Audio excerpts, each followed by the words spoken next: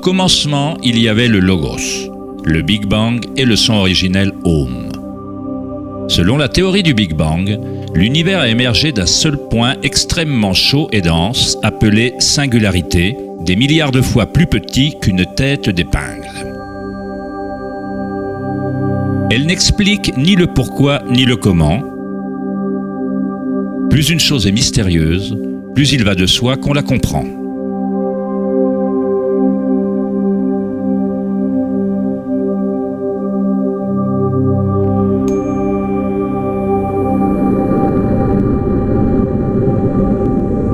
On croyait que la gravité finirait soit par ralentir l'expansion de l'univers, soit par le contracter dans un Big Crunch.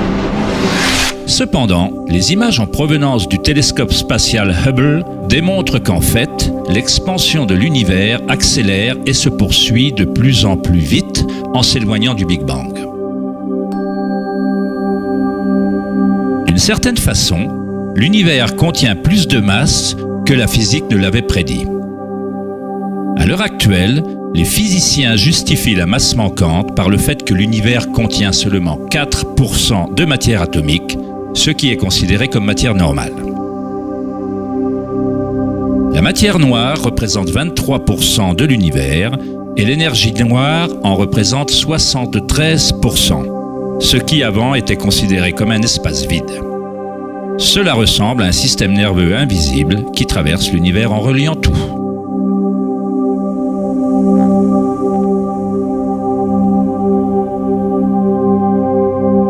Les anciens professeurs de védisme enseignaient le Nada Brahma. L'univers est vibration. Le champ vibratoire est la source de toute expérience spirituelle véritable et de toute enquête scientifique. Il s'agit du même champ énergétique que des saints, des bouddhas, des yogis, des mystiques, des prêtres, des chamans, des devins ont observé par l'introspection. On l'a appelé l'Akasha, le son originel Om, les perles du collier d'Indra, l'harmonie des sphères et de milliers d'autres noms lui furent attribués à travers l'histoire.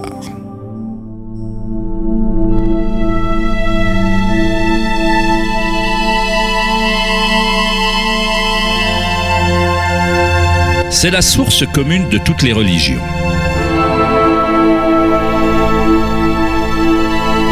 Et le lien entre nos mondes intérieurs et extérieurs. Une cosmologie similaire à la physique la plus avancée d'aujourd'hui est décrite dans le bouddhisme Mahayana au IIIe siècle. La métamorphose des perles du collier d'Indra sert à décrire un bien plus vieil enseignement du védisme qui illustre la manière dont l'univers a été tissé. Indra, le roi des dieux, a donné naissance au soleil et il déplace les eaux et les vents. Imagine une toile d'araignée s'étirant dans toutes les directions. La toile est tissée à partir de gouttes de rosée dont chacune contient la réflexion de toutes les autres et chacune des gouttes réfléchies contient les réflexions de toutes les autres gouttelettes. Toute la toile se réfléchit et ainsi de suite à l'infini.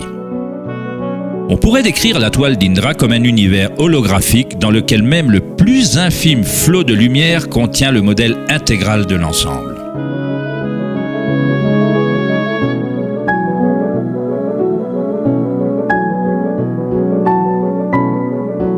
Le scientifique serbo-américain Nikola Tesla est parfois appelé l'homme qui a inventé le XXe siècle. Tesla découvrit le courant électrique alternatif et créa de nombreuses choses qui font désormais partie de la vie quotidienne. De par son intérêt dans les anciennes traditions védiques, Tesla était bien placé pour comprendre la science à travers un modèle à la fois oriental et occidental. Comme tous les grands scientifiques, Tesla a exploré les mystères du monde extérieur en profondeur, mais il a également fait un travail introspectif sérieux. À l'instar des anciens yogis, Tesla utilise le terme d'Akasha pour décrire la perception éthérique qui se prolonge en toute chose. Tesla a étudié avec Swami Vivekananda, un yogi qui a introduit les anciens enseignements de l'Inde dans les pays occidentaux. Selon les enseignements védiques, l'akasha représente l'espace comblé par les autres éléments et qui existe simultanément par vibration. Les deux sont indissociables. Akasha est au yin, ce que prana est au yang.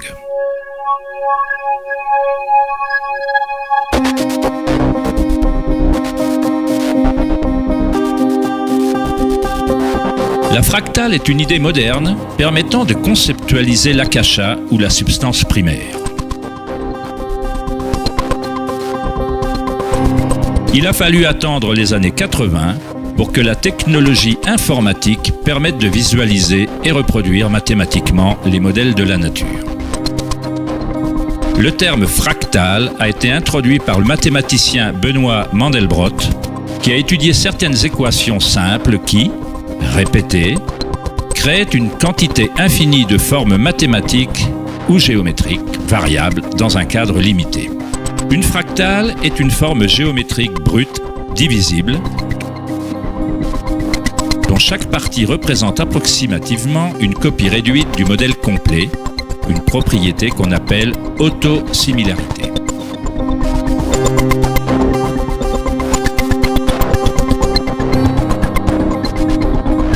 On a appelé les fractales de Mandelbrot l'empreinte du pouce de Dieu. Om Shrim Rim Klim Lam Gam Ganapatiye Varavarada Sarvajanam Eva Shavaya Swaha.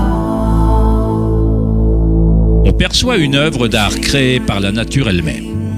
En pivotant l'image de Mandelbrot d'une certaine façon, on obtient une image qui ressemble à peu près à une divinité hindoue ou à un Bouddha, appelée l'image Bouddha-Brot.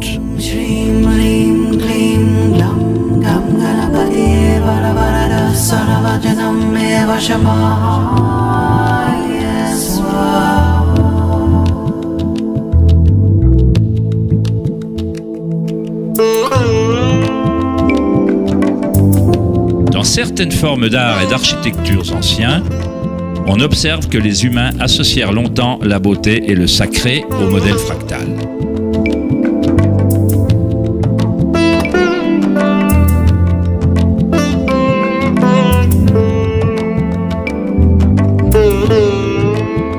Pourtant, chaque partie d'une extrême complexité contient la semence recréant le tout. Les fractales modifièrent l'opinion des mathématiciens sur l'univers et sur son fonctionnement. Chaque niveau de grossissement révèle des différences par rapport à l'original. Lorsqu'on passe d'un niveau de détail fractal à un autre, on observe que l'image change et se transforme en permanence. Cette transformation est la spirale cosmique, l'intelligence intégrée de la matrice de l'espace-temps.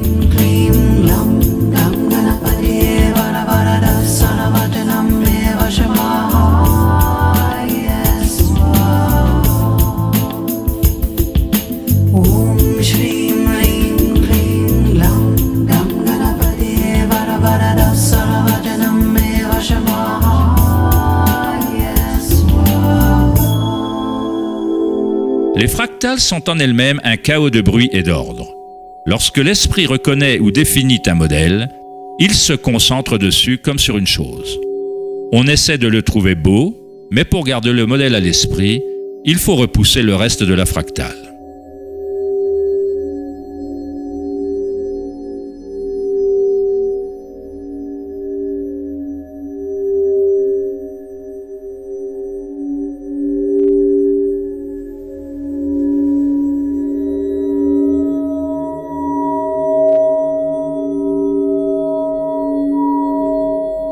Comprendre une fractale par l'essence équivaut à limiter son mouvement. Dans l'univers, toute énergie est neutre, intemporelle, sans dimension.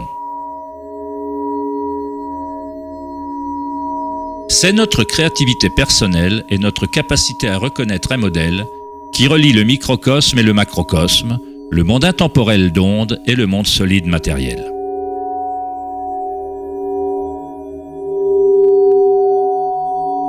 L'observation est un acte créatif qui passe par la limite inhérente à la pensée. On crée l'illusion de solidité, de choses, en leur collant une étiquette, en les nommant. Le philosophe Kierkegaard a dit « Me donner un nom, c'est m'annihiler. En me donnant un nom, en me mettant une étiquette, vous annihilez toutes les autres choses que je pourrais être. On contraint la particule à être quelque chose en la définissant, en la nommant, mais en même temps, on la crée et on la définit pour qu'elle existe. » Créer relève de notre nature la plus élevée. La création de choses mène à la notion de temps, ce qui crée l'illusion de solidité.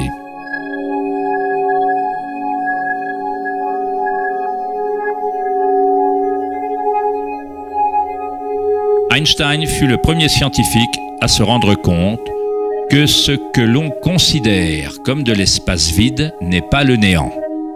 Il a des propriétés, une quantité presque inconcevable d'énergie intrinsèque à la nature de l'espace. Le célèbre physicien Richard Feynman déclara un jour « Il y a suffisamment d'énergie dans un seul mètre cube d'espace pour faire bouillir tous les océans du monde. » Les maîtres en méditation savent que le plus grand pouvoir règne dans le calme. Le Bouddha donna pourtant un autre nom à la substance élémentaire. Il la nomma Kalapa. Ce qui ressemble à de fines particules ou vaguelettes, s'élevant et s'éloignant des trillions de fois à la seconde.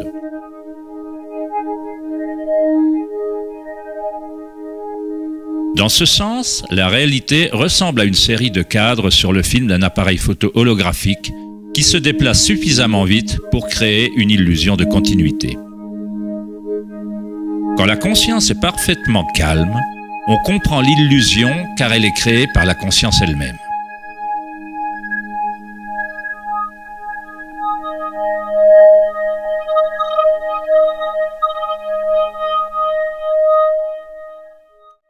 Les mystiques, les yogis et les prophètes anciens soutinrent qu'un champ existe à la base de la conscience.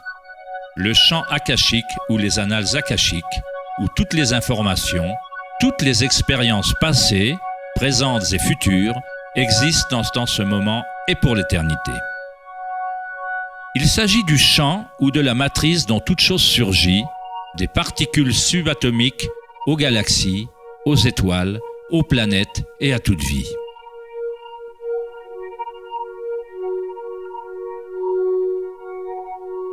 On ne perçoit jamais rien dans son entièreté, car tout est constitué de couches superposées de vibrations qui changent sans cesse, échangeant des informations avec Akasha. Un arbre puise dans le soleil, l'air, la pluie, la terre.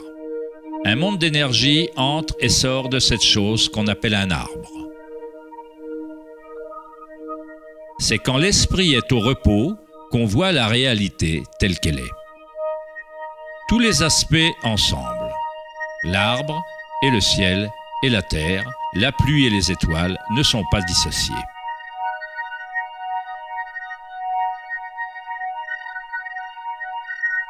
La vie et la mort, soi et l'autre, ne sont pas dissociés, tout comme la montagne et la vallée sont indissociables. Dans les traditions des Indiens d'Amérique et autres traditions indigènes, il est dit que chaque chose a un esprit, ce qui revient à dire que tout est relié à la source vibratoire.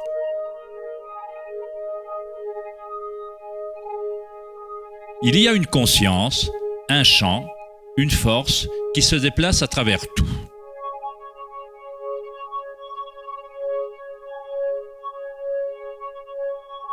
Ce champ ne se produit pas autour de vous, il se produit en vous et en tant que vous. Au réveil, après un rêve, vous vous rendez compte que tout dans ce rêve était vous. C'est vous qui le créiez. La soi-disant vie réelle n'est pas différente. On est chacun et chaque chose. La conscience qui regarde par chaque œil, sous chaque pierre,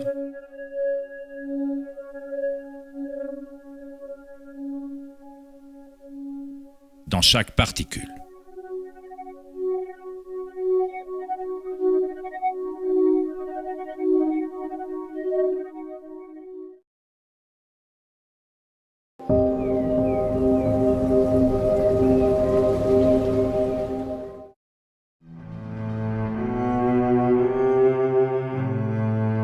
Le brillant écrivain allemand Wolfgang von Goethe déclara « L'onde est le phénomène originel qui a engendré le monde ».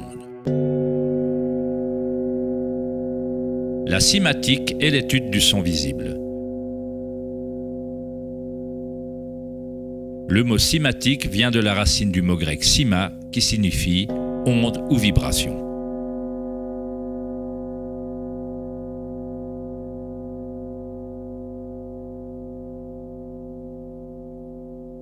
Ernst Chladni, un musicien et physicien allemand du 8e siècle, fut un des premiers scientifiques occidentaux à étudier sérieusement le phénomène de l'onde. Chladni découvrit qu'en versant du sable sur des plaques de métal et en les faisant ensuite vibrer avec un archet de violon, le sable se regroupe en modèles.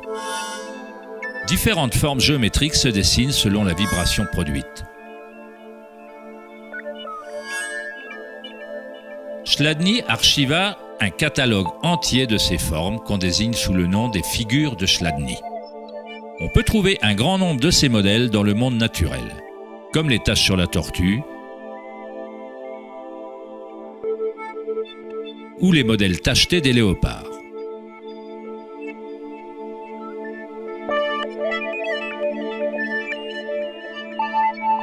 Étudier les modèles de Chladni ou la cymatique est la manière secrète dont les fabricants de guitares de haute gamme, de violons et d'autres instruments déterminent la qualité du son de leurs instruments.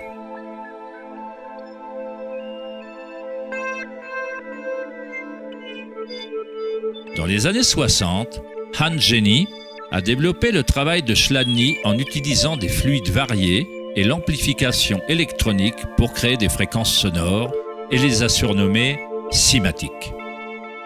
Si on fait passer de simples ondes sinusoïdales à travers un plat rempli d'eau, on observe des modèles dans l'eau. Différents modèles d'ondulation apparaîtront selon la fréquence de l'onde. Plus la fréquence est élevée, plus le modèle est complexe. Ces formes peuvent être répétées, elles ne sont pas le fruit du hasard. Plus on observe, plus on commence à voir la façon dont les vibrations arrangent la matière en forme complexe à partir de simples ondes répétées. La vibration de l'eau ressemble au modèle d'un tournesol.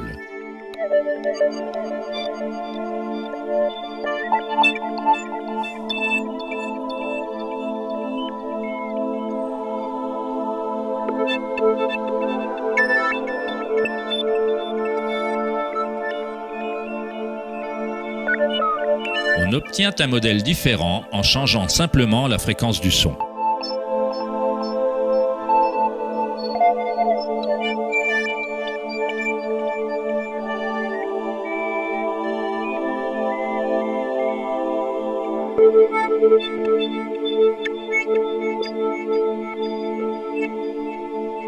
L'eau est une substance très mystérieuse. Elle est extrêmement sensible, c'est-à-dire qu'elle réceptionne et maintient la vibration. De par sa grande capacité de résonance, sa sensibilité et son aptitude à résonner, l'eau réagit instantanément à tout type d'onde. L'eau vibrante et la terre constituent la majorité de la masse des plantes et des animaux. On peut facilement observer la façon dont les vibrations dans l'eau créent des modèles naturels reconnaissables, mais en y ajoutant des solides et en augmentant l'amplitude, des choses encore plus intéressantes se produisent.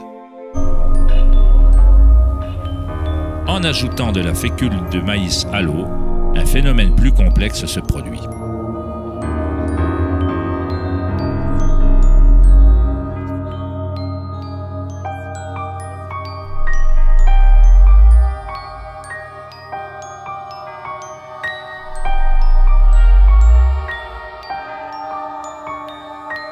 Il est possible qu'on puisse observer les principes mêmes de la vie, alors que les vibrations transforment la tache de fécule de maïs en ce qui ressemble à un organisme mouvant.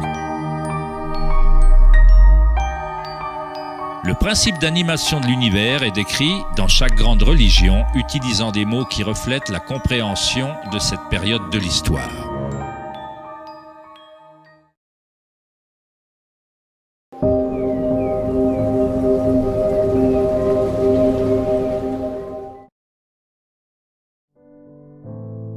On On est dans la matière avec un corps. Il ne s'agit pas du tout de nier cette matière. C'est pas quand on sera sur un autre plan de conscience qu'on vivra la matière. Donc vivons-la pleinement. Mais en même temps, ne vivons pas que la matière. Nos 5 sens, si précieux pour accepter et voir la beauté du monde, ne nous permettent pas de voir toute la beauté du monde. Par exemple, on n'entend pas les ultrasons. On ne voit pas les ultraviolets ni les infrarouges.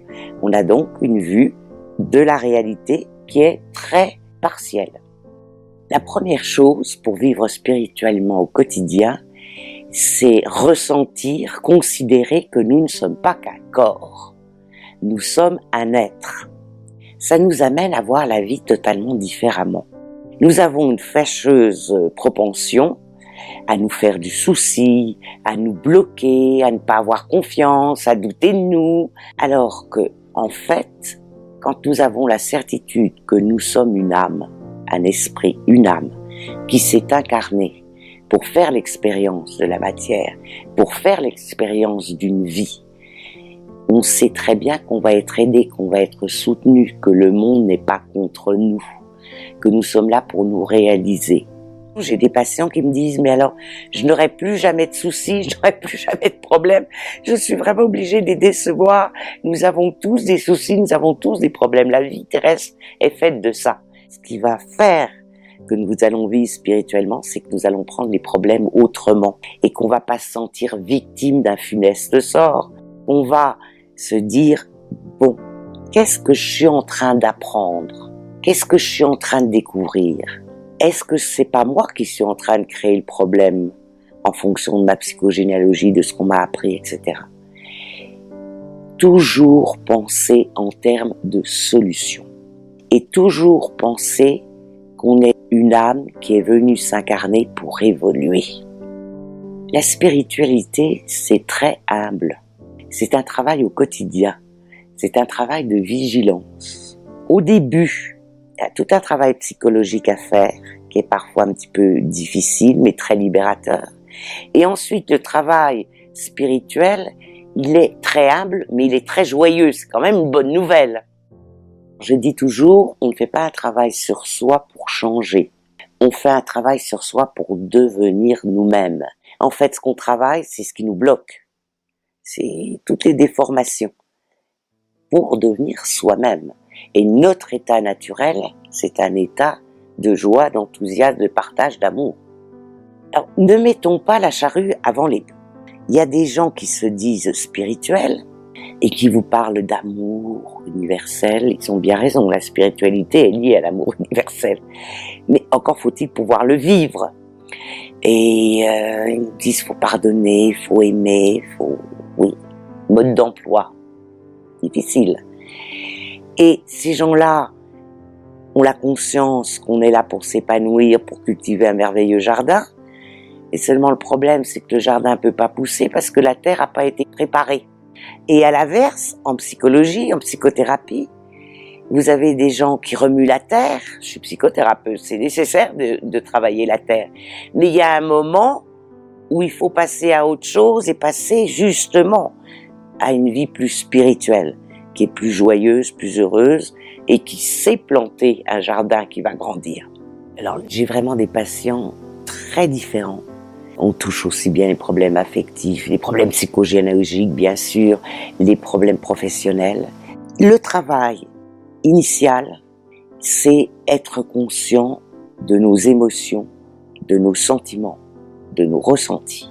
On ne peut pas vivre une vie spirituelle si on est encore dans d'infinies haines, frustration, ressentiment, colère, injustice, regret. Il faut vraiment que ce soit apaisé. Si on veut que la lune se reflète sur un lac, il faut que la surface de l'eau du lac soit calme. Donc, il y a tout un travail pour calmer nos émotions. C'est apprendre à avoir confiance en soi et construire son présent et son futur. Quand vous avez appris à marcher, vous vous êtes jamais dit que vous n'y arriveriez jamais. Vous avez recommencé parce que ça vous plaisait, parce que vous aimiez ce que vous faites et que vous vouliez y arriver. Vous n'êtes même pas posé la question, c'était dans votre nature. Vous êtes tombé et vous avez recommencé jusqu'à y arriver. Vous n'avez pas dit qu'est-ce que les autres vont penser de moi. Vous l'avez fait parce que c'était votre fort intérieur, votre besoin physiologique, psychologique. Et bien, il faut continuer à retrouver ça. C'est ça la vie. J'aime beaucoup quand Deepak Chopra dit dans la loi du moindre effort, l'herbe ne se propose pas de pousser, elle pousse. Elle n'a pas d'effort à faire. Or nous, on imagine qu'il faut faire des tas d'efforts pour réussir, on ne sait pas quoi. Tout le travail psychologique et spirituel, c'est se retrouver notre âme et retrouver notre joie et notre créativité. Et passer de l'enfant intérieur cabossé à l'enfant intérieur sacré qui veut tout le temps découvrir. Alors, il y a beaucoup de gens qui disent, mais quelle est ma mission sur Terre ? Et notre mission sur Terre, c'est ce qu'on est en train de vivre. Alors, il n'y a pas des choses qu'il ne faut pas changer quand on a envie de se reconvertir professionnellement, de faire des projets. Je n'ai pas dit ça du tout, il ne s'agit pas de rester statique. Mais les gens s'imaginent qu'avoir une mission, c'est être célèbre, c'est faire des choses extraordinaires. Pas du tout. Notre mission, elle est avant tout d'aimer. Or, notre âme, elle vibre au niveau de l'amour universel et de l'amour inconditionnel. Mais ici, qu'est-ce que c'est dur d'aimer de façon inconditionnelle. C'est extrêmement difficile. Et c'est ça le chemin. Alors commençons par le commencement. S'aimer soi-même. Mais la plupart des gens passent leur temps à se critiquer, à pas aimer ceci, à pas aimer cela. Ils se décortiquent dans tous les sens pour être mécontents d'eux-mêmes. La plupart de nous ont un bourreau intérieur qui les flagelle tout le temps, qui les limite, qui les critique. S'aimer soi-même, c'est prendre soin de soi. C'est se traiter au moi comme on traiterait un ami. C'est pas se prendre pour la 8e merveille du monde. On est unique, c'est déjà ça. On a des qualités, on a des défauts. Puis qu'est-ce que ça veut dire, qualité-défaut ? Cessons les jugements. Bon, c'est prendre soin de soi, c'est prendre soin de son corps. C'est parfois oser dire non. Alors on n'ose pas dire non parce que on a peur de pas être gentil. On a peur de pas être le bon petit ou la bonne petite. On a peur de déplaire. On a peur d'être mal jugé. Mais on ne peut vraiment dire oui que quand on sait dire non. Parce que on se laisse entraîner dans plein de choses, on dépanne, et on se perd de vue, quoi. Qu'est-ce que j'ai envie de faire ? Qu'est-ce que je sens juste pour moi ? Qu'est-ce que je sens juste pour l'autre ?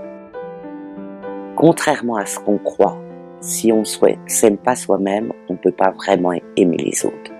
Parce qu'on va traiter les autres comme on se traite nous-mêmes. Alors si on est un bourreau pour nous-mêmes, il y a fort de chances qu'on critique beaucoup les autres et qu'on se plaigne beaucoup et qu'on soit victime.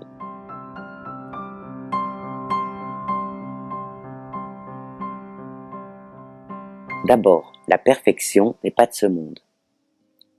On est dans l'ombre et la lumière, on est dans un monde duel, et la perfection n'existe pas. Il y avait un sage qui s'appelait Hermès Trismégiste, et il disait ce qui est en haut est comme ce qui est en bas. Le travail spirituel, c'est pas cuit les petits oiseaux, c'est s'ancrer, au contraire, c'est s'enraciner, c'est vivre pleinement ici et maintenant, avec cette conviction, certitude vécue qu'on est une âme.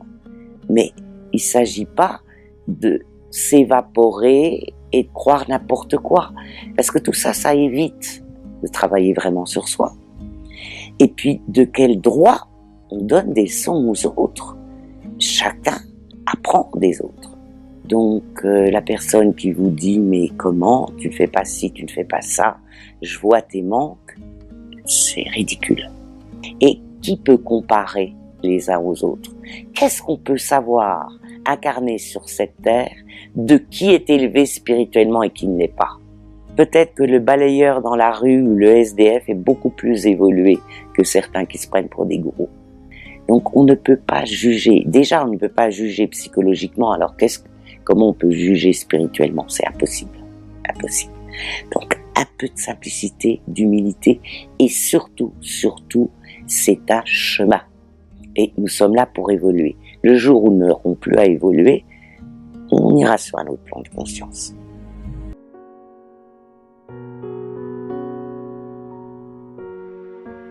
Méditer, la forme la plus simple, c'est s'asseoir, fermer les yeux, se centrer sur sa respiration. C'est fait pour se désidentifier de notre corps et de uniquement la matière. C'est fait pour se détendre, pour se reposer et pour se sentir être. Mais il y a 1000 façons de méditer. Ralentir un peu. Il y a des patients qui ont des listes de choses à faire incommensurables. Non, faites des listes pour vous simplifier la vie, mais pas pour vous la compliquer et pas pour être dans la perfection. Ralentir, c'est aussi sortir de systématiquement il faut, je dois, tu devrais, etc. L'activité maximale du cerveau, elle est quand on est au repos ou quand on marche ou quand on est assis tranquille. Pas quand on s'agite et qu'on travaille comme des fous. Faire des affirmations. Alors, qu'est-ce que c'est que ça, des affirmations? Des affirmations, c'est des phrases positives. En fait, tout le monde fait des affirmations. Et ce sont des affirmations négatives. J'y arriverai pas. J'ai peur. Oh, il y a une réunion au travail, je vais pas pouvoir parler en public. C'est la peur maximale des Français de parler en public. Oh là là, ma belle-mère va encore me faire des complications. Ah, mon mari ne comprend pas et c'est même pas la peine que je discute avec lui, ça va mal se passer. On passe son temps à faire des affirmations négatives. Alors déjà en prendre conscience. Et puis ensuite, bon, vous êtes à la recherche d'un emploi. Alors, vous trouvez le mot idéal. Chacun a son mot idéal. Moi, je dis mes guides ou l'univers. Je remercie. D'abord, remercier, parce que ça veut dire que vous faites confiance. Je remercie l'univers, mes guides, la vie, la source, Dieu si vous croyez en Dieu, le mot qui vous convient le mieux. Je remercie l'univers de trouver le travail idéal pour moi actuellement. À chaque fois que vous vous dites oh, je vais pas trouver de travail, oh ça va pas se faire, remplacez votre affirmation négative par une affirmation positive. Tout ça aussi pour attirer.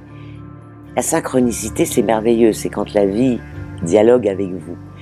Mais on peut aussi la provoquer, la synchronicité. Vous pouvez dire « Je remercie l'univers de m'apporter les opportunités pour ». Et forcément, ça va les attirer. Déjà dans la vie, quand vous pensez à quelque chose, vous l'attirez. Alors si consciemment, vous mettez en route les énergies pour attirer, si c'est bon pour vous, alors ça m'amène à parler de la prière.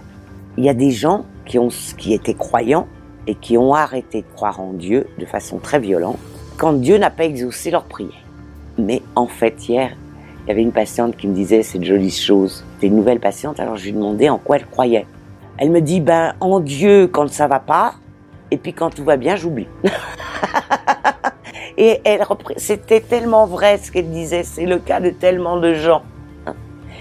Donc, la prière, si vous croyez en Dieu, c'est pas que Dieu vous exauce. Prier, penser, envoyer du positif à quelqu'un, c'est que le meilleur lui arrive. Mais si cette personne est en phase terminale de cancer et que c'est son chemin de mourir, priez au contraire pour qu'elle meure le plus paisiblement possible et qu'elle monte ensuite. De même, vous avez un interview et puis vous voulez absolument que cette interview se décroche sur un travail. Alors vous allez dire je prie ou je remercie mes guides d'avoir ce travail ou que l'interview se passe au mieux. Mais il faudrait peut-être rajouter si c'est la meilleure solution pour moi. C'est-à-dire qu'on a tendance à mettre notre cher ego, et les gens qui disent qu'ils n'ont plus d'ego, excusez-moi, heureusement qu'ils en ont un comme tout le monde, parce qu'autrement ils seraient schizophrènes. Mais notre ego, c'est de lâcher prise. Et la grande force, c'est quand on fait tout ce que l'on peut, et qu'on lâche prise ensuite sur les résultats. Il y a une phrase merveilleuse de Deepak Chopra qui dit « N'ayez jamais une idée très précise de ce que vous allez faire l'année prochaine ». Et pourtant, Dieu sait si Deepak Chopra a travaillé la force de l'intention, etc. Parce qu'il dit « Autrement, vous allez vous priver des champs du possible ». Donc, lâcher prise, très très très important. On croit que lâcher prise, c'est ne rien faire. C'est pas du tout ça, c'est l'inverse. Lâcher prise, c'est faire tout ce que l'on peut, mais ensuite laisser l'univers agir. Et parfois, l'univers vous apporte des choses que vous n'aviez pas prévues et qui sont beaucoup mieux. L'univers est toujours beaucoup plus intelligent que nous.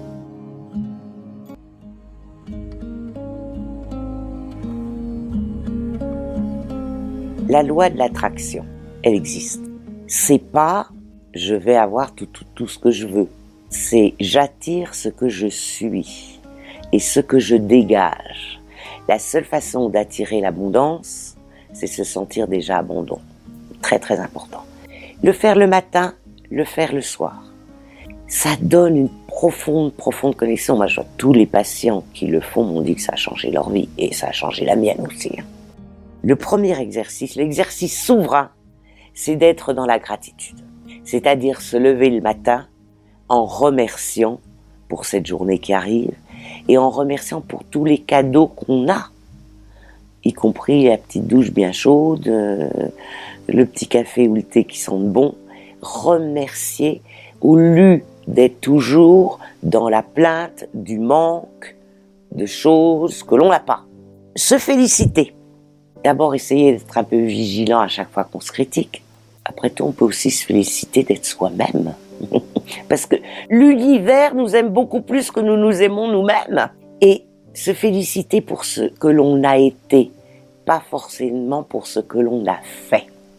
Parce que être, c'est très important. Alors, j'ai une petite liste de livres que je vous recommande. Il y a de Eckhart Tolle, Le pouvoir du moment présent et Nouvelle Terre, 2 superbes livres. De Deepak Chopra, Les 7 lois spirituelles du succès.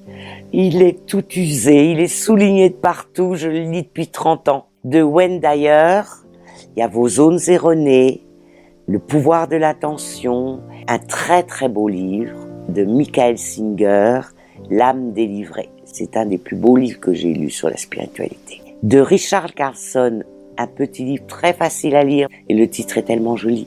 Ne vous noyez pas dans un verre d'eau. Alors pour terminer, je voudrais dire que finalement, vivre spirituellement au quotidien, c'est pas autre chose que d'être le plus heureux possible. Et sur cette terre, être le plus heureux possible, c'est tout un chemin. C'est ça qui nous est demandé. Et puis la bonne nouvelle, c'est qu'être le plus heureux possible, c'est contagieux. Le bonheur se communique, l'amour se communique, la joie se communique. Mais est-ce que vous imaginez la pollution psychique et énergétique des pensées négatives qu'il y a sur cette terre? Là, on prend peur. On prend très très très très peur. Et imaginez à l'inverse comment le monde va progresser quand les gens vont devenir de plus en plus conscients, de plus en plus présents et de plus en plus aimants. Et ce serait le paradis sur terre.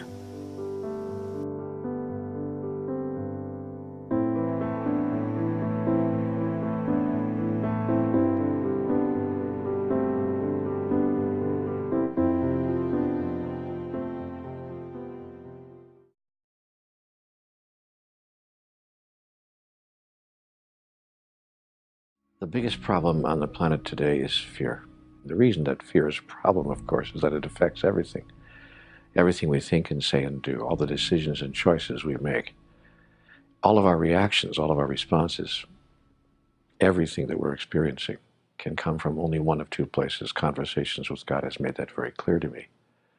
We're either coming from love or we're coming from fear. And my observation is that most people, most of the time, and myself, more than I would like to acknowledge, coming from fear. So we have to look at our fears and find out, what is fear anyway? What is it all about? What are we afraid of? First of all, as I observe it, we're afraid of life itself. We're afraid of life because we're afraid of death. Conversations with God says that all fear, ultimately, is a fear of death. If you're not afraid to die, then you're not afraid to live. You want to know what fear is defined? The definition of fear is the thought that we are not going to be able to have something we think we need. It's as simple as that. A person who doesn't need anything has no fear of anything. When I don't need anything from you, I don't fear you. That creates true fearlessness, and most spiritual masters reside in that place, a place of utter fearlessness. So when I begin to look at my own fears and begin to feel them, and when I have an idea that my fears are starting to, how do I say this, overcome me, overpower me almost, paralyze me, because all of us have been paralyzed by fear at one time or another, I take a close look at what do I think I need? More often than not, almost all the fears that I see people experiencing have to do with relationships of one kind or another, and especially those delicate relationships that we call romantic. First, I'm afraid that no one's going to love me, and then I'm afraid if somebody does, I'm going to lose the love. And how I solve that, when I do, except when I don't, but how I solve that when I do, how I get into a place of what I want to call spiritual health, is when I understand who I truly am and that I actually don't need the love of another or any other in order to experience who I truly am, in order to experience serenity, peace, joy, happiness. Every time I think that my joy is obtainable, or that I'm sourced with my joy, that my joy comes from someplace outside of myself, I get into fear. Every time I'm clear that the source of my joy does not exist outside of myself, but is given to me, from me, by me, my fear disappears. And here's the irony of that. I then become much more attractive to people, and what I was afraid of, that people would walk away from me, in fact, doesn't happen. The reverse happens. People are attracted to me, because all people are attracted to other people who are firm and strong, not arrogant, but aware, and reside deep inside of themselves. If I feel that you need me so much, then my next fear will be I can't give you what you need, and that's why I'll lose you, you see. So people who present themselves to the world as serene and peaceful and joyful and innately happy, these are people who are aware that their happiness, their joy, and their peace comes from within. And that's, I think, the spiritual journey. That's the path to transformation. That's the movement away from fear. And if you live your life filled with inspiration and excitement, soon there's nothing to be afraid of. And it becomes the great joy it was always intended to be.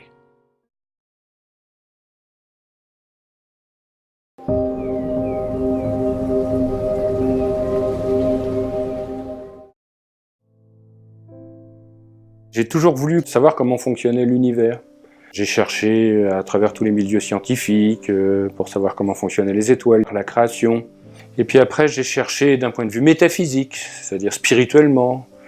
Puisque s'il n'y a pas de réponse mécanique, il y a peut-être des réponses de l'esprit. Qu'est-ce qui a créé ça? Pourquoi le monde? Est-ce qu'il y a une vraie conscience derrière tout ça?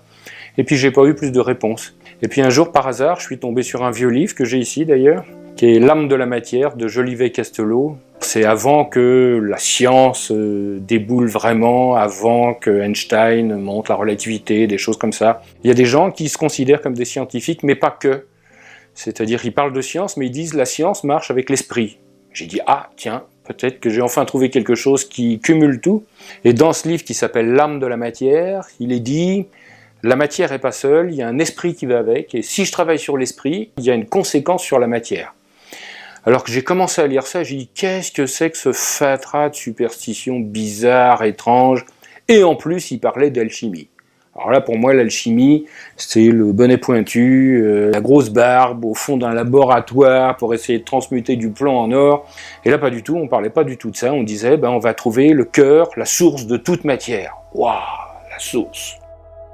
Pour moi, c'était trop beau. J'ai dit non, c'est des fumistes. Et il y avait des expériences à faire et je les ai faites. Mais je les ai faites pour prouver que ça marchait pas, en gros. Sauf que ça a marché. Il s'est passé des trucs que j'ai pas compris. Et là, j'avais deux hypothèses. La première, c'est de dire « Oh là, c'est dangereux ce truc-là, j'y touche pas, parce que ça remet en cause trop de choses. » Ou alors j'essaye. Bah, j'ai essayé. Alors j'ai mis le doigt dedans, et puis bah, je l'ai jamais retiré. Donc évidemment, j'ai fait ces expériences, j'ai monté mon laboratoire, un vrai laboratoire. D'abord seulement l'abord, on travaille dans la matière, puis après oratoire, on comprend des choses avec l'esprit. Et donc, une fois que j'ai avancé la voix suffisamment pour moi, je me suis dit, cette voix elle est tellement belle que j'ai envie de la faire partager. Ça ne veut pas dire la dévoyer, ça ne veut pas dire expliquer à tout le monde comment il faut faire, mais ça veut juste vouloir dire qu'il y a une voix qui est universelle, et ça m'a beaucoup plu, c'est-à-dire que ça s'affranchit, et par les temps qui courent, ça s'affranchit de toute couleur, de toute religion, de tout pays, de tout sexe, on s'en fout complètement. La seule notion, c'est le travail. Et on essaye de rassembler ce qui est épars.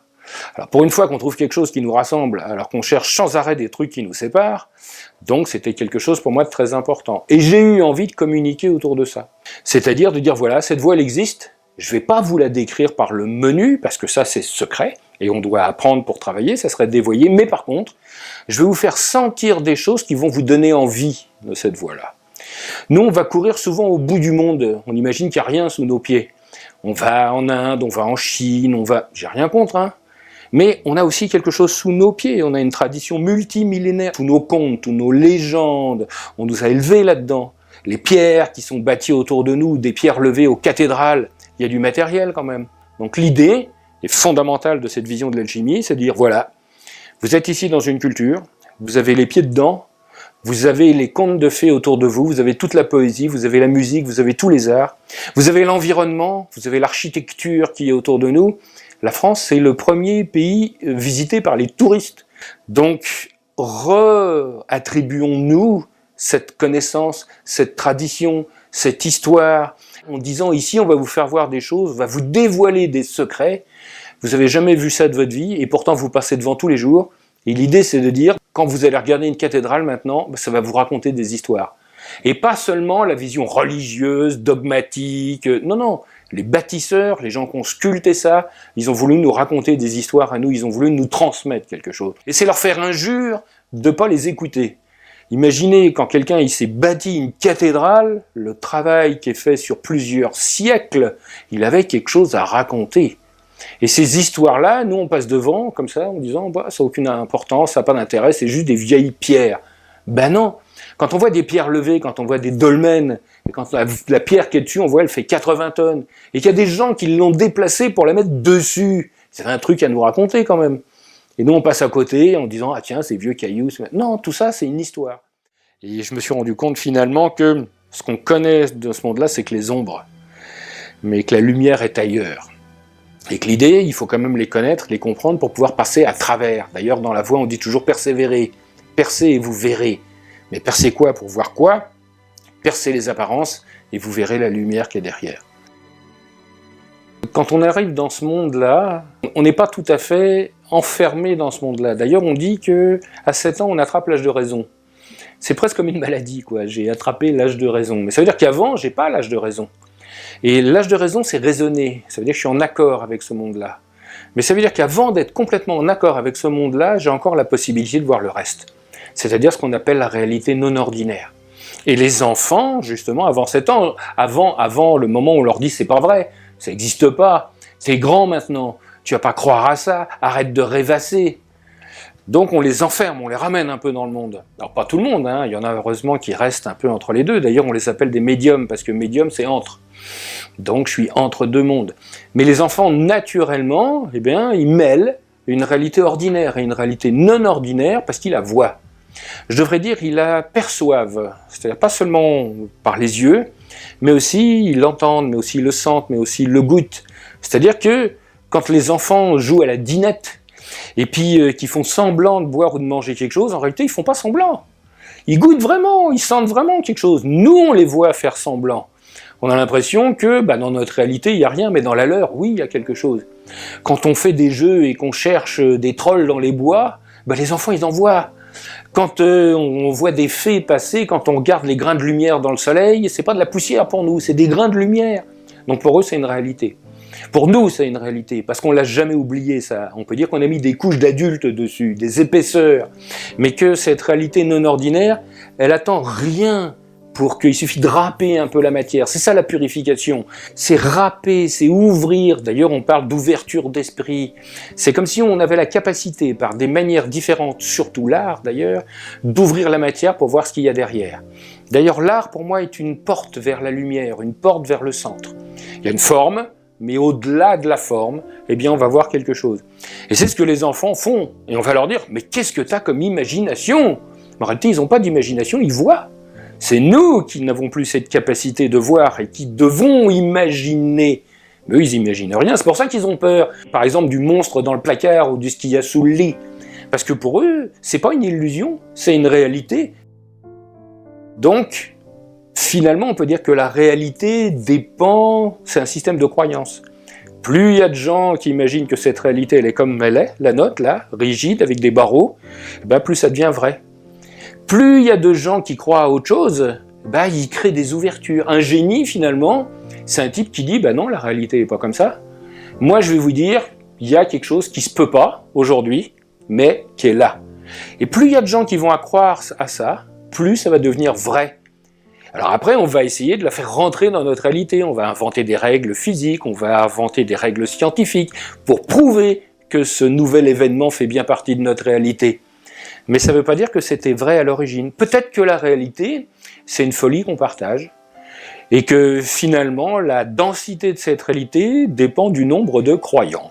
L'idée la plus géniale, ça serait de dire, arrêtez d'aller dans des réalités virtuelles.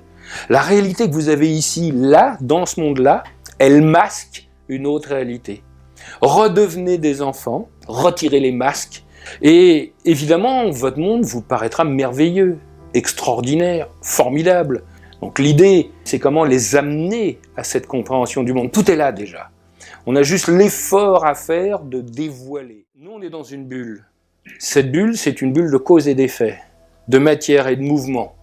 On peut dire qu'avant qu'il y ait du temps, un éternel moment présent, et puis il y a une singularité qui apparaît à l'intérieur, un mouvement. Et ce mouvement, quand il apparaît à l'intérieur, il crée finalement, il repousse la lumière. Il fait une sphère de vide de lumière. Ça veut pas dire qu'elle est vide, mais ça veut dire que la lumière a été repoussée à l'extérieur. Ce qu'on appelle la lumière, c'est tout ce qui ne s'est pas transmuté en matière. Avant, ça s'appelait l'unité. Et puis dès l'instant qu'il y a une bulle, ben, il y a une différence. Donc tout ce qui est à l'extérieur ne peut plus s'appeler l'unité, ça s'appelle la lumière. Puisque maintenant, j'ai une bulle qu'on va appeler la matière. Et à l'intérieur de cette bulle, il y a des causes et des effets. Il y a, et dans notre vie, on n'arrête pas de poser des questions. Et pourquoi, et comment ça marche. Et si je veux obtenir, je sais pas moi, un verre d'eau, bah, il faut qu'il y ait quelqu'un qui ait fabriqué le verre. Il faut qu'on ait pris du sable, qu'on ait fondu le sable, qu'on ait mis un moule, et puis que... Mais ça, c'est des causes et des effets. Mais peut-être que si j'étais capable directement de transmuter de la lumière en matière, en faisant ça, paf, j'ai un verre qui apparaît. Donc je me fous de savoir comment il est fait. Puisque je peux susciter les choses. Donc vous voyez, il y a deux choses, les causes et les effets sans cause. Donc nous, on est dans notre bulle, et dans cette bulle, finalement, ce qui s'est passé, c'est que la lumière étant à l'extérieur, il y a une peau, la peau fait obstacle, donc quand il y a un obstacle à la lumière, il y a de l'ombre. Nous sommes des ombres dans les ombres. Vous êtes dans un monde d'ombre. Nous sommes dans un monde d'ombre. La matière, c'est de l'ombre. D'ailleurs, quand on voit dans les textes, le premier axe, c'est « il sépara la lumière des ténèbres ». Et vous remarquez que les ténèbres sont multiples et que la lumière est unique. Il va falloir faire un trou, et puis regarder dehors. Alors évidemment, c'est pour ça que je parlais d'endroit, puisque vous habitez dans un endroit. Quand je dis à quelqu'un d'où tu viens, il dit de quel endroit. Donc si on habite dans un endroit, c'est quelque part il y a un envers. Et à l'envers de la bulle est la lumière. Donc notre quête n'est pas la quête de l'endroit, puisqu'on passe notre vie dedans, mais la quête de l'envers. Et évidemment, pour trouver l'envers, il faut déjà trouver la peau de la bulle. Donc il va déjà falloir marcher vers les bords. Ça sera tout le chemin initiatique dans ce monde. C'est-à-dire que j'avance jusqu'à ce que je trouve la peau de la bulle. Maintenant que j'ai trouvé la peau de la bulle, bah, je vais commencer à faire un trou dedans. Alors d'abord, je fais pas un trou, parce que je suis pas rassuré quand même. Hein. Et l'univers qui est dedans, je sais, mais dehors, qu'est-ce qu'il y a? Et nous, on n'aime pas savoir ce qu'il y a dehors. Donc on va gratter un peu. On va gratter la peau, on gratte. Puis à force de gratter, bah, ça va devenir de plus en plus fin, ténu, au sens littéral du terme. Hein. Et à force de devenir fin, bah, je vais finir par voir à travers. Et là, je vais commencer à voir ce qu'il y a dehors. Ça sera la première étape. C'est voir qu'il y a autre chose derrière. En fait, c'est plus qu'une conviction, c'est une certitude, c'est une foi. Et puis si j'en ai le courage, bah, je vais gratter un peu plus, puis là, pouf, là ça s'ouvre. Et là, je passe la tête dehors. Alors imaginez, hein, c'est comme être dans une maison, dehors il y a une fenêtre, hein, et puis j'ai ouvert la fenêtre, puis je mets la tête dehors, et je regarde dehors. Waouh! Il y a une autre vision qui est philosophique, qui est, pour l'alchimiste, la matière c'est de l'ombre. Quand je vous ai dit tout à l'heure qu'il y avait une peau de la bulle, qu'il y avait de la lumière, et que donc c'est des ombres portées, tout ce qui est ici, tout ce qu'il y a, moi aussi, c'est des ombres. En réalité, il n'y a pas qu'une ombre, mais il y en a 7. Parce qu'il n'y a pas qu'une sphère, mais il y en a 7. Et ça veut dire que chaque produit est composé de 7 ombres. Si je prends du plomb, le métal plomb, il a 7 ombres. L'alchimiste va travailler avec, il va retirer une ombre, et s'il retire une ombre, ça y est, ça devient de l'étain. C'est ça la transmutation. La transmutation n'est pas transformation. Transformation, c'est prendre une forme pour faire une autre forme. La transmutation, c'est prendre une forme pour la faire disparaître ou changer sa nature. Je retire encore une ombre, ça devient du fer, et ainsi de suite. Si je retire 6 ombres, ça devient l'or. Parce que c'est un métal précieux, il est près des cieux. Et si je retire la dernière ombre, alors cette matière devient lumière. Et ça, c'est le but de l'alchimie. C'est de transmuter la matière en lumière en retirant toutes ces ombres. Donc, par conséquent, le chimiste, lui, va travailler sur les ombres, alors que l'alchimiste va travailler sur l'obstacle. En hébreu, l'obstacle, il a un nom, il s'appelle Shatan, Satan. C'est ça ce qu'on a, quand on a parlé de Satan, c'est l'ombre, c'est l'obstacle qui empêche la lumière de passer et qui projette une ombre. Et l'ombre projetée, c'est Lucifer. C'est pour ça qu'on l'appelle le porteur de lumière, parce que c'est une ombre portée. Et le travail initiatique, justement, c'est de se retourner. C'est-à-dire, si je me retourne vers la lumière, il n'y a plus d'ombre. Et tout notre travail va être là. Et c'est pour ça qu'on parlera sans arrêt de retour aux sources, de retournement. Et on dit d'ailleurs, le drame de Satan, c'est quoi? Il s'est détourné du regard de l'Éternel. Et dès l'instant qu'il s'est détourné, il a projeté une ombre. Alors évidemment, il y a des gens qui sont intéressés aux deux, c'est-à-dire à la matière, mais en pensant à tout ce que je viens vous raconter. Newton, qui est un alchimiste, et ce qui l'intéresse, c'est l'alchimie et rien d'autre. Après, il s'intéresse à tout, donc. Mais son but ultime, c'est l'alchimie. Alors il se dit, tous les corps qui sont dans l'univers, ils vont forcément se rapprocher pour faire l'unité. Ils ont l'air d'être séparés comme ça par le mouvement, mais il doit y avoir une force qui doit pousser la matière partout pour la rassembler. Et il invente la loi de gravitation universelle. Qu'on a compris par tous les corps s'attirent, alors il a dit en réalité, tous les corps sont repoussés au même endroit par quelque chose. Ce qui n'est pas pareil. Parce que ce qui repousse les corps, c'est la vraie lumière. Imaginez que si vous avez un poids, c'est parce que vous êtes repoussé par quelque chose et non pas vous êtes attiré par quelque chose. Quand vous montez sur une balance, ça veut dire qu'il y a un aimant au cœur de la Terre, non? C'est ça? Et si vous êtes collé par cet aimant, c'est un aimant à viande. Bizarre, hein, déjà. On va prendre le problème autrement, on va dire non, vous n'êtes pas attiré, mais vous êtes repoussé. C'est-à-dire qu'il y a de la lumière partout. Et comme vous faites résistance au passage de la lumière, elle vous appuie dessus. Et vous appuyant dessus, vous avez un poids. Donc le poids, c'est parce que la vraie lumière vous appuie dessus. Je ne parle pas de celle-là, ça c'est de la fausse lumière, c'est de la matière, ça. Mais la vraie lumière crée bien une pression sur la matière. Ça veut dire que si un corps est capable de ne plus faire résistance à la vraie lumière, il n'a plus de poids. Et là, évidemment, on peut marcher sur l'eau. Ça veut dire que finalement, la lévitation n'est pas créer une énergie qui contrebalance la gravitation, mais c'est arrêter d'empêcher que la lumière nous appuie dessus. Alors il y a une histoire de ça, c'est l'histoire de Saint Christophe. Vous connaissez l'histoire de Saint Christophe, le chrysophore, celui qui porte la lumière. C'est une grosse brute, c'est un géant, hein, et son but c'est de faire traverser les gens en les portant sur ses épaules. C'est un passeur, quoi. Donc pour faire traverser les gens, il faut qu'il soit costaud. Puis un jour, il y a un petit enfant qui veut traverser, il dit de la rigolade, hein, qui le prend, il le met sur ses épaules, puis il traverse. Puis arrivé au milieu de la rivière, il sent un poids tellement énorme, il dit on va mourir, quoi. Puis il se rend compte de qui il a là-haut, il dit mais t'es qui, toi? Et il se rend compte que c'est le Christ. Et le Christ, c'est le Christos, le cristal, et c'est lui qui laisse passer la lumière sans résistance. Et au moment où il se rend compte de ça, ça devient léger. Ouais, puisqu'il fait plus résistance au passage de la lumière, et il peut traverser. Ça, c'est l'histoire de la pression de la lumière sur la matière. Tout ça pour dire, Newton, qui est connu comme un des pères de la physique, sa motivation, son but, c'est l'alchimie. C'est-à-dire que lui, ce qui l'intéresse, c'est faire de l'alchimie. Et tout ce qu'il trouve, c'est, ensuite qu'il va trouver en physique, c'est à partir de ses recherches alchimiques. C'est le seul truc qui l'intéresse. Quand je vous ai dit, il y a 7 sphères, il y a 7 ombres, en réalité, il y a 7 couleurs. C'est pour ça que quand vous avez l'arc-en-ciel, En réalité, vous voyez les couleurs des sphères d'au-dessus. C'est comme si elles étaient transparentes d'une couleur différente. La vraie lumière est à l'extérieur, et nous, on voit les 7 couleurs. Alors lui, il se dit, si sur un disque, eh bien, je mets les 7 couleurs, quand je vais les faire tourner, je vais trouver du blanc. C'est ce qu'il fait. Donc il rassemble les couleurs. Après, il constate quelque chose de très étrange, mais qui est philosophiquement intéressant, c'est que si vous prenez des couleurs matière, des couleurs de peinture, les 7 couleurs, vous les mélangez, ça fait du noir. Mais si vous prenez les 7 couleurs lumière, et que vous les mélangez, ça fait du blanc. Ça, c'est intéressant quand même. Ça veut dire que la matière cumulée va faire du noir, et que la lumière cumulée va faire du blanc. La vraie lumière, c'est tout ce qui est noir. C'est tout ce qui n'a pas été transmuté en matière. C'est-à-dire, lors de la création, il y avait l'unité, il y a un bout de cette unité qui s'est transmuté en matière, et tout le reste, c'est ce qu'on appelle la lumière. Ça, c'est pas de la lumière, enfin, c'est pas de la vraie lumière, c'est de la matière, puisque c'est des photons. C'est à la fois corpusculaire et ondulatoire. Donc ça veut dire que quand je prends un coup de soleil, c'est bien solide, il y a bien quelque chose de dur, donc c'est bien de la matière. Alors que la vraie lumière n'est pas matière. C'est justement indescriptible, parce que si on pouvait la décrire, ça serait déjà quelque chose de matériel et dans notre monde. D'ailleurs, c'est aussi une très belle description de l'alchimie. L'alchimie, c'est chercher quelque chose qu'on ne connaît pas. Ça paraît étrange, parce que quand on cherche dans une voie et qu'on sait ce qu'on cherche, au mieux on trouvera ce qu'on sait. Alors que si je ne sais pas ce que je cherche, je pourrais trouver autre chose.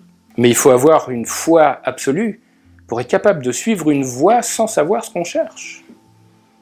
Au début, on commence l'alchimie en lisant des livres, en faisant des expériences, en faisant ce qu'on m'a dit, donc je sais. Mais à un moment, il va se passer quelque chose, il va m'arriver des trucs que je ne sais pas, mais là, je vais commencer à connaître.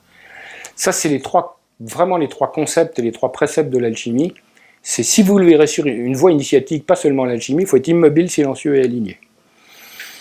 À chaque fois que vous avez vécu un moment de bonheur, vous pouvez chercher, vous étiez dans cet état-là. Vous pouvez chercher. Je ne parle pas de plaisir, mais il n'y a pas de bonheur sans immobilité. Vous observez un coucher de soleil, vous êtes immobile. Un grand sage, toujours immobile. On ne voit pas courir. Les pierres nous paraissent très sages, parce qu'elles sont immobiles. Donc on a vraiment cette notion de « il faut que je sois immobile ». Silencieux, pourquoi? Parce que celui qui parle n'écoute pas. Nous, on veut remplir une coupe, mais elle est déjà pleine, donc le premier travail, c'est de la vider. Et souvent, c'est ce qu'on n'aime pas faire. Et aligné, pourquoi? Parce que dans un corps qui n'est pas aligné, la lumière ne circule pas. C'est chaotique. Donc c'est à la fois des notions physiques, mais métaphysiques. Si je prends un corps chaotique, par exemple du carbone, si je le laisse chaotique, ça fait du charbon. Si je l'aligne, ça fait du diamant. Pourtant, c'est le même. Et on voit que la nature peut nous aider à faire ça. C'est-à-dire que si on est capable de faire un bon mouvement, qui est le mouvement sinusoïdal, parce que la vraie lumière dont on parlait tout à l'heure, dans notre monde, elle est sinusoïdale. À l'extérieur, elle est droite. Mais dès qu'elle passe la peau de la bulle, elle prend cette forme-là. Donc ça veut dire que si on veut la suivre, on est obligé de faire ce mouvement-là. Prenez des billes, vous les mettez dans un carton, en vrac comme ça. Et vous touchez pas au carton, vous passez le bras dedans, ça passe. Maintenant, vous allez prendre votre carton, puis vous allez le faire vibrer comme ça. Et vous allez essayer de repasser la main dedans, elle passe pas. Les billes se sont organisées en réseau cristallin. Elles ont bouché les trous, quoi, en gros. Et ça veut dire que maintenant, ça devient comme du diamant, et donc vous ne pouvez plus passer la main dedans. Donc, vous voyez, c'est une notion mécanique, mais ça veut dire que si moi, dans mon corps, je fais le même mouvement, je me vibre correctement, je vais m'organiser de telle manière que je vais devenir solide et je laisserai passer la lumière. L'alchimie, pour moi, c'est un outil qui conduit au bonheur. Alors le bonheur, on met ce qu'on veut, c'est l'intensité du moment présent. Tout est à sa place, nous aussi, mais on ne sait pas pourquoi.